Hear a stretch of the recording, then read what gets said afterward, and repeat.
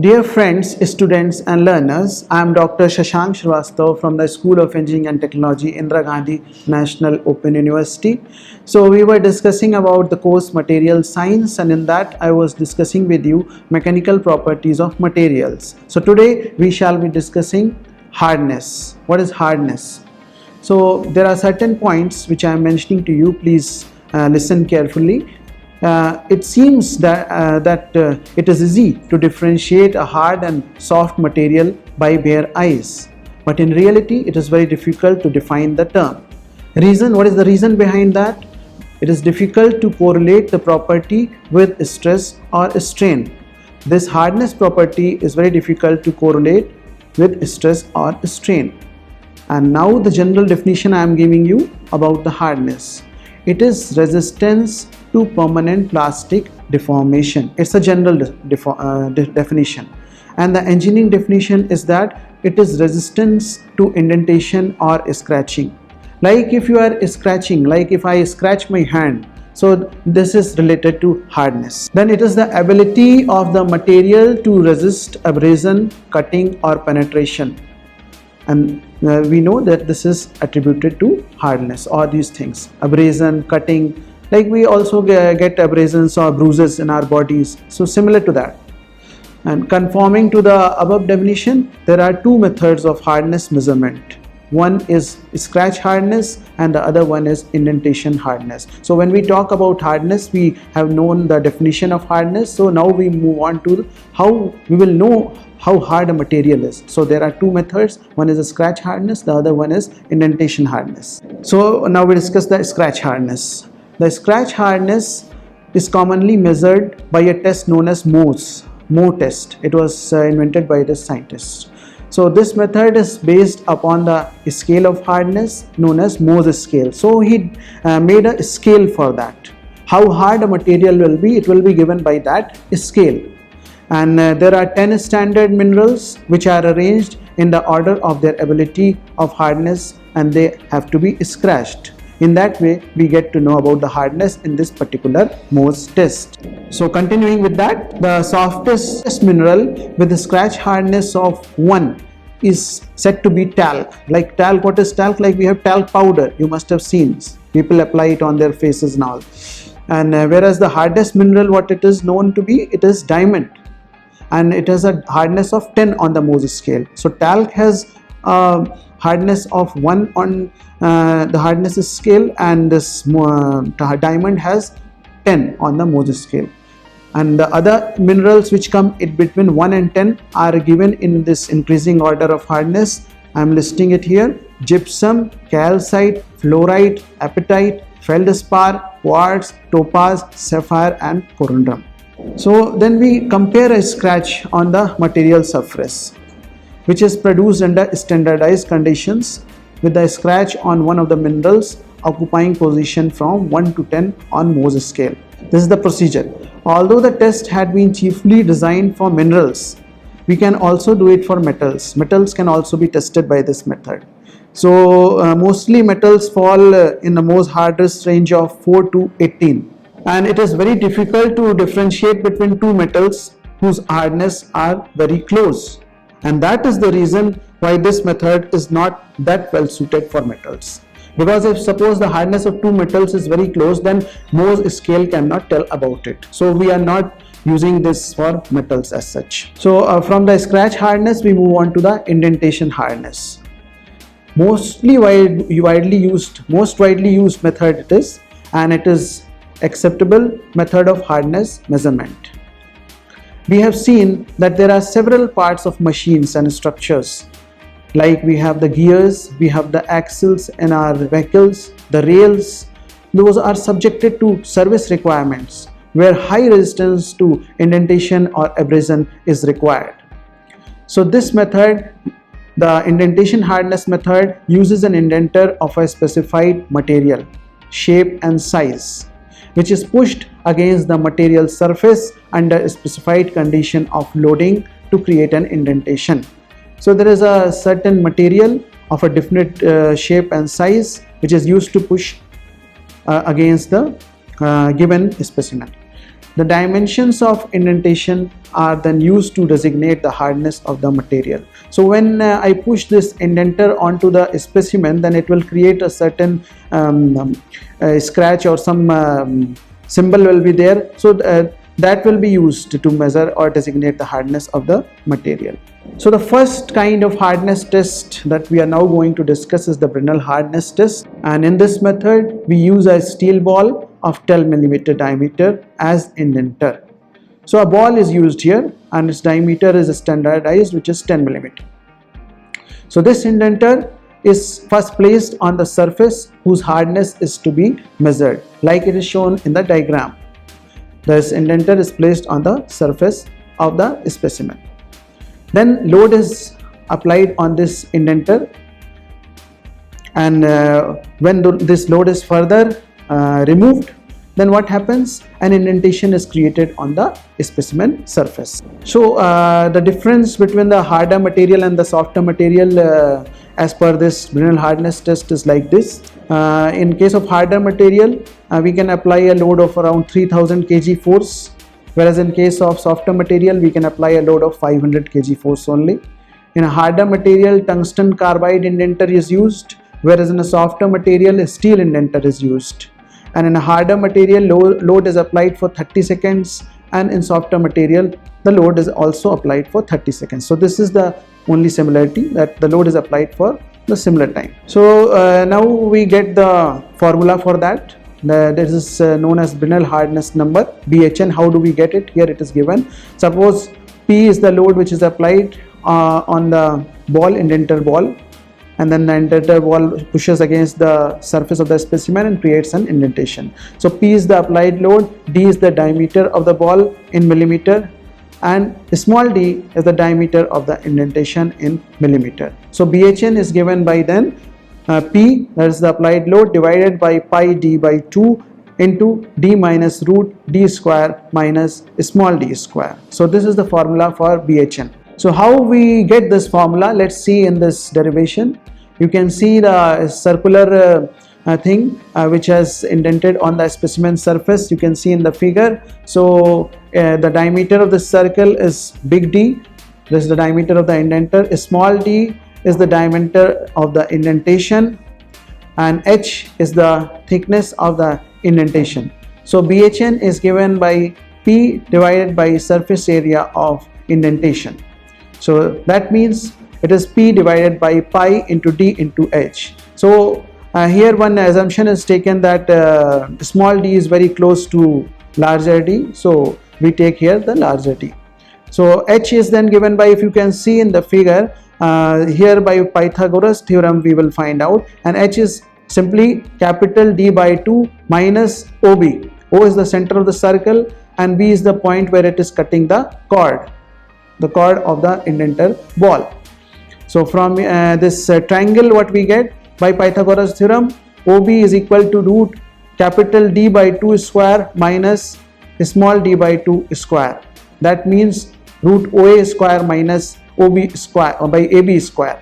So finally we get from this that H is equal to D by 2 minus capital D by 2 square minus small d by 2 square. So substituting this, we will get BHN as P, that is load, divided by pi capital D by 2 bracket open capital D minus root of capital D square minus small d square. So this is the way how we derive the Brinell hardness number.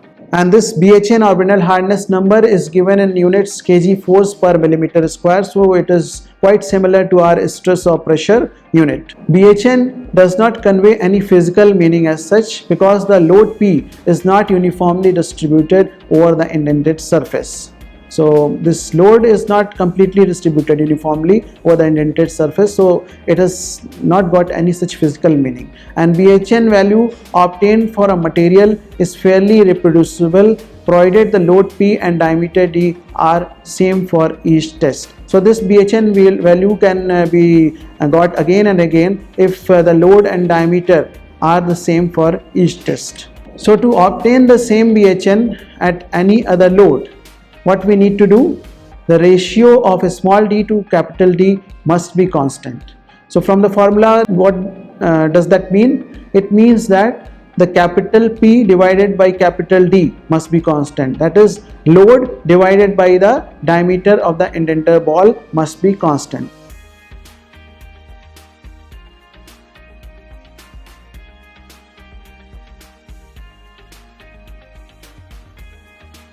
Hence, if a load of 2000 kg force is to be used, then the ball dia will be accordingly 8.15. So the ratio must remain constant. P and D are varying, but the ratio P by D must remain constant. And then similarly, for a 1 millimeter dia indenter, a load of 30 kg force must be used. The calculated value of BHN may be slightly in error because of the assumption, like I told you earlier, that the diameter of the indented surface is same as that of the indenter, which is not exactly true.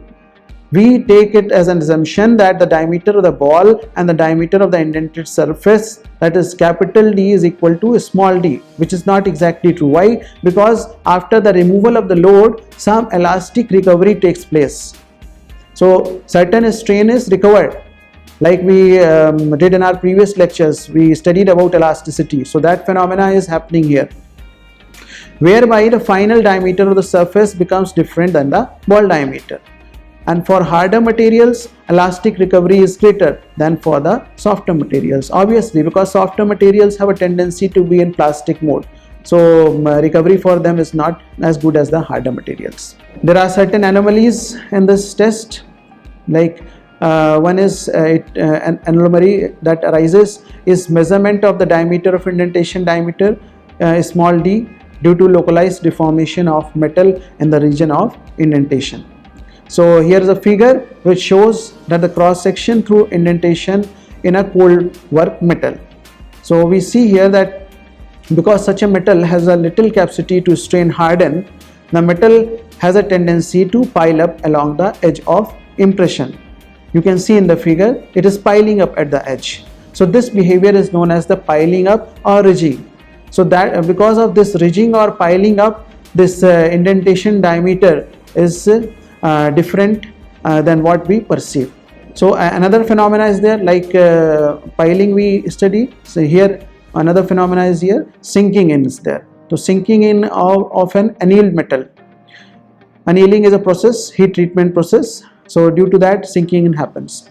The depression around the edge of the metal will apparently increase the diameter of the impression.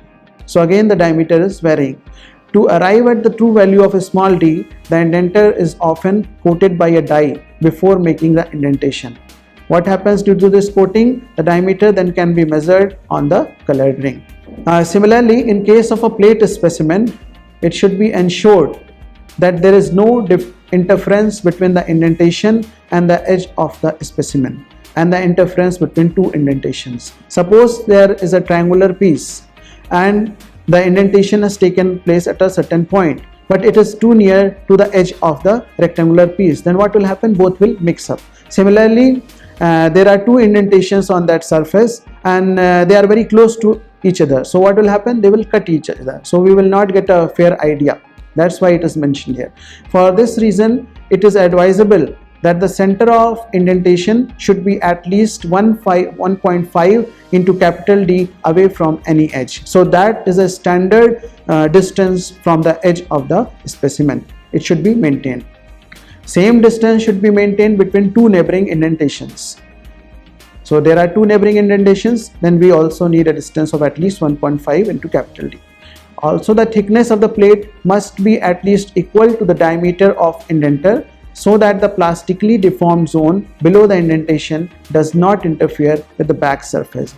So if suppose the material is very thin, what will happen? Your indentation will go through the material. So there is no use then. So next test is the Rockwell hardness test, and this one is quite famous in case of hardness testing and very popular. So in this case, what is there? The tools, two types of indenters are there.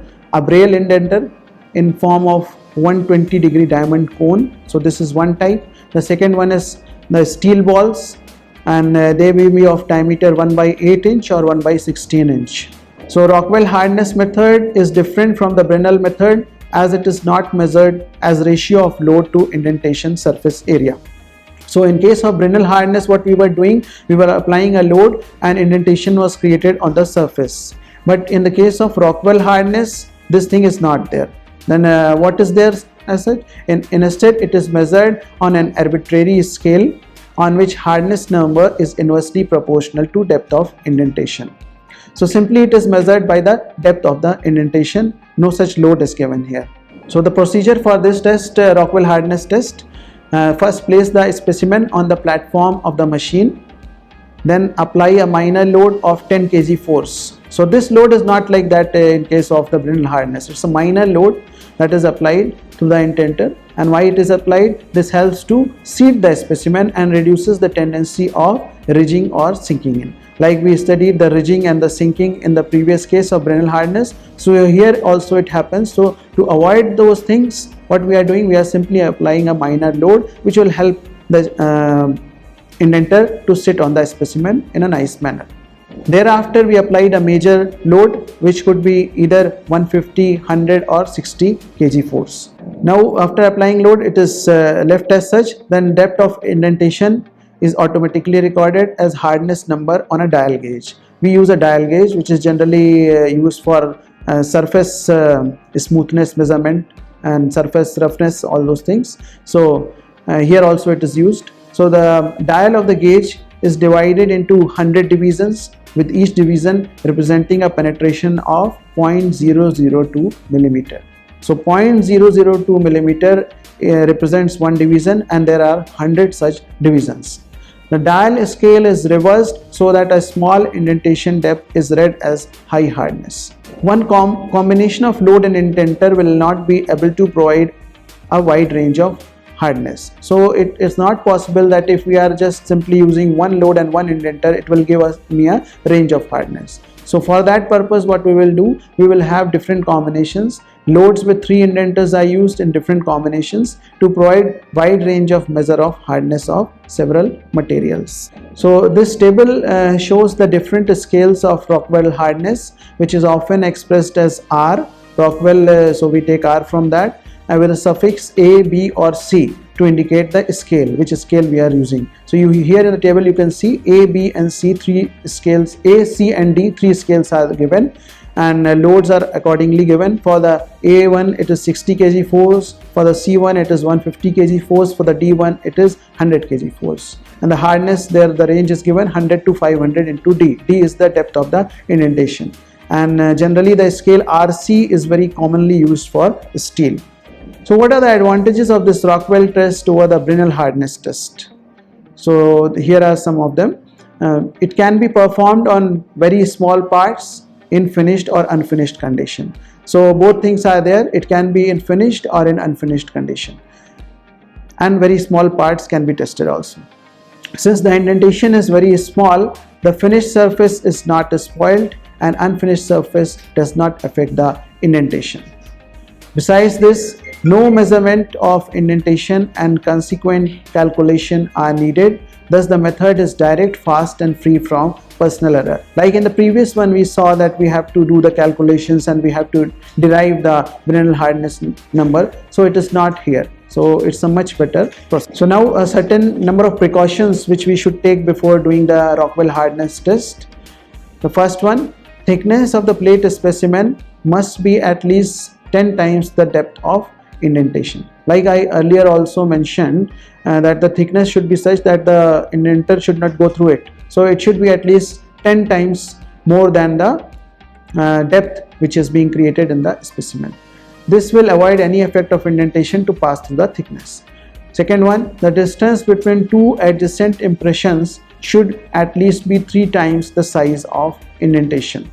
So again the thing which I have explained before, that if there are 2 indentations, then the distance between these 2 impressions should be at least 3 times the size of the indentation. Suppose there is one indentation at point A and there is one indentation at point B. So the distance between them should be 3 times the dia of that particular indentation. Third point, the hardness read from indenting the curved surface should be corrected for curvature. If any curvature is occurring, then we should correct it for that. Fourth point is that surface on which indentation is made must be clean and smooth. So cleanliness and smoothness of the surface should be there, and it should be well seated upon a clean platform. The last point that is here, the rate of load application is controlled in Rockwell hardness testing machine, and it is achieved by a dashpot adjustment corresponding to a standard rate of loading. So till now we have discussed the Brinell hardness and the Rockwell hardness test. Now further we discuss the Vickers hardness test. So Vickers hardness number is defined as the ratio of load P to the surface area of the indentation. It is quite similar to the Brinell one. The Vickers indenter is a diamond pyramid. So here's the difference from the Brinell one, where we were using a ball, a steel ball. Here it is of a different shape. It is a diamond pyramid with a square base, and included angle between the opposite faces is 136 degree as given in this figure. The impression of this indenter has a square boundary with depression inside. So you can see there is a square cross section. This is the square boundary and it is a depression inside. So here also one formula is there. The lengths of the two diagonals which of the square you are seeing are measured under microscope, and average is used to calculate the surface area of the indentation. So the formula is given here, and you try to prove it by yourself, and if it is not possible for you, then you can later discuss with me. So VHN is given as 2p sine theta by 2 divided by small d square plus 1.854 into p by small d square. So what are the symbols here? The p is the indenting load in kg force, d is the average of the two diagonals. See, there were two diagonals you saw in that diamond pyramid indenter, and theta is the angle between opposite faces of diamond cone, which is 136 degree as shown in the earlier figure. The impression of the diamond cone is a square under any load. So if you are applying any kind of load, the impression will always be square type. Hence the impressions are geometrically similar irrespective of the load. So this provides a very good sophistication for us. This provides a great convenience of a continuous scale from very soft material to very hard material without changing the load or indenter. So here we see that it's a continuous scale. Like in case of Rockwell, it was not there, different kinds of scales were there, but here we see that we can be continuous while measuring from a very soft material and going to a very hard material. Generally, for a given load, hardness from 5 to 1500 VHN can be measured with the Vickers indenter, and it makes VHN, that is Vickers hardness number, independent of load except at very high loads. So leaving aside the very high loads, we can measure hardness for any other kind of load and in a continuous manner in this Vickers hardness test. However, loads between 1 kg force to 120 kg force are commonly used for VHN measurement for very soft to very hard metals. So for metals, from very soft metals to very hard metals, we are using a load of 1 kg force to about 120 kg force. For the reason of independence of VHN of load, this method has been widely accepted as a research tool. So as earlier told, various kinds of loads in this method can be used and in a continuous manner. So it's a very good point and it can be used as a research tool. Now some shortcomings of the Vickers hardness test.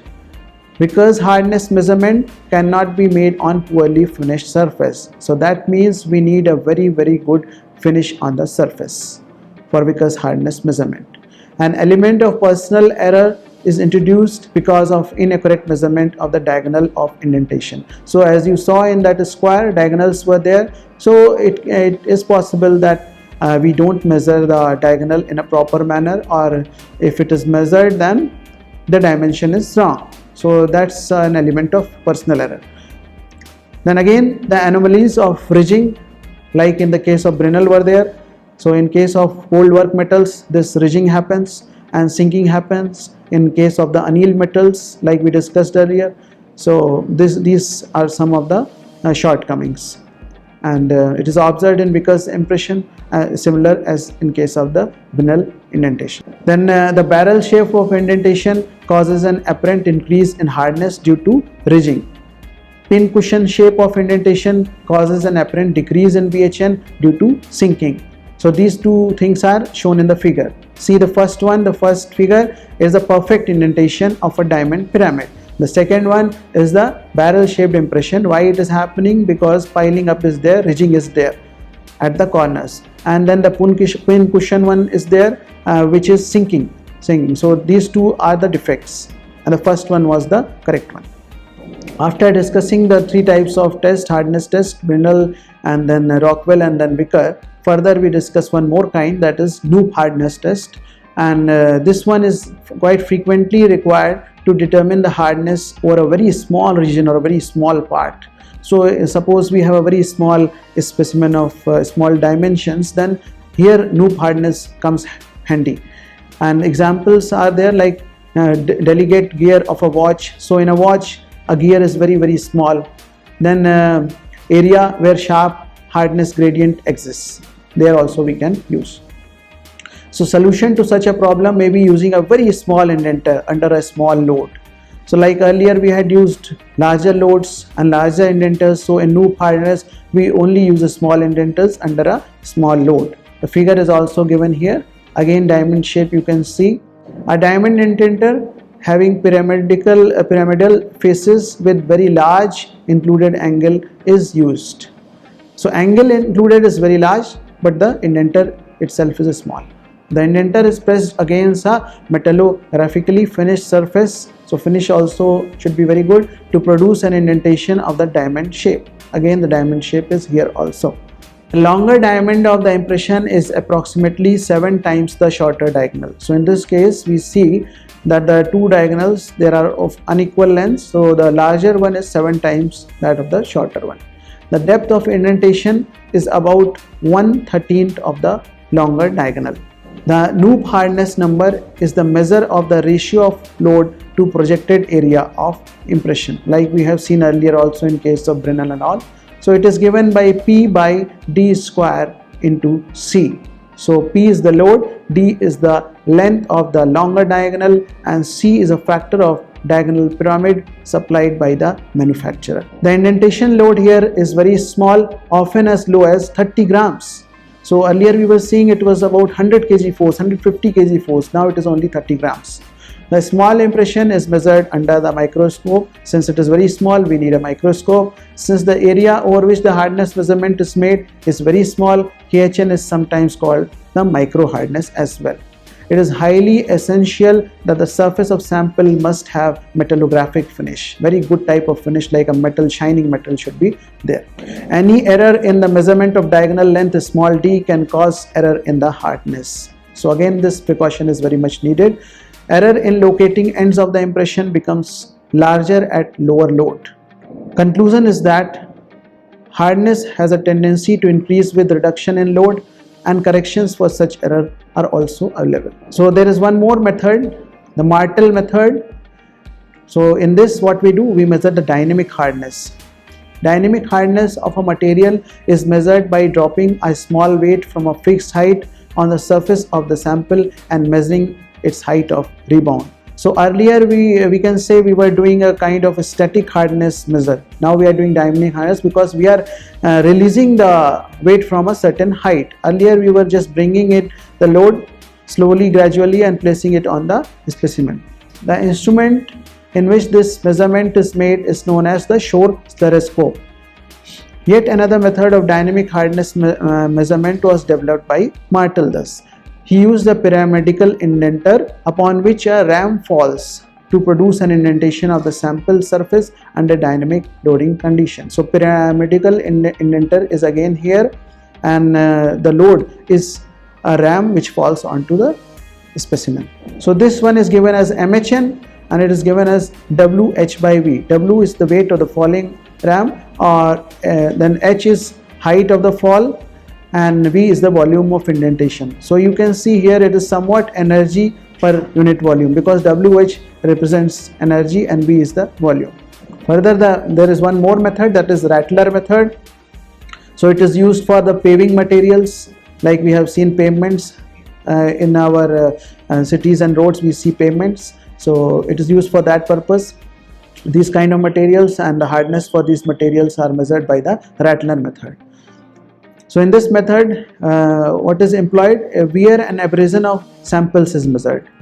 A number of pre-weighed pieces of concentrate aggregate of bricks are placed in drum which is subsequently rotated for a fixed number of cycles. Like you have a small stone, so similarly small bricks are placed together in a drum and they are rotated by a fixed number of cycles. Like suppose say 50 cycles or 100 cycles, like that we fix the number. And due to this rotation or the tumbling in the drum, the sample pieces will wear and will lose weight. So the percentage loss of weight is then used as a measure of wear or abrasion hardness. So you had that bricks, and when it is rotated or tumbled, then it loses its weight, and this gives us the hardness measurement. This is known as the Rattler method. So now we see, after discussing these kind of methods, what is the relationship between the hardness and other properties. So the property of hardness is related to the binding forces between atoms and molecules. The hardness, like other strength, increase with binding forces. So if the molecules inside the material, they are coming together, they are compact, then the hardness increases, and if they are not so, then the hardness decreases. The molecular solids like plastics are soft and have low strength, while metallic and ionic solids are harder and stronger. The covalent solids are the hardest. Diamond is the well-known hardest solid. It has got the covalent bonding.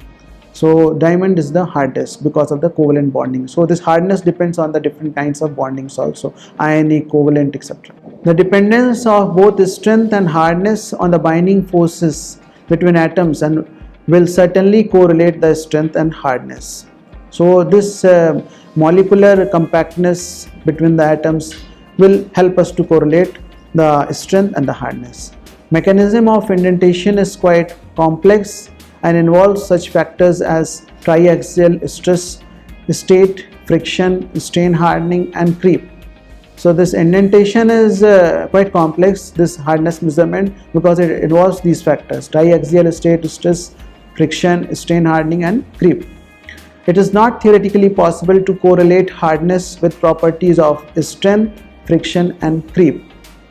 However, attempts have been made to produce closely approximated relations, and one such between hardness and ultimate tensile strength is that the ultimate tensile strength equals 3.4 Bhn in Newton per millimeter square. So Brinell hardness is there, Brinell hardness number, and it is 3.4 times of that. So there is a figure here. You can see the different kinds of hardness measurement scale is given, and ultimate tensile strength is given on the x-axis. So how they are related, you can see the Brinell one is almost a straight line, others are curved type, Rockwell and this Vickers one.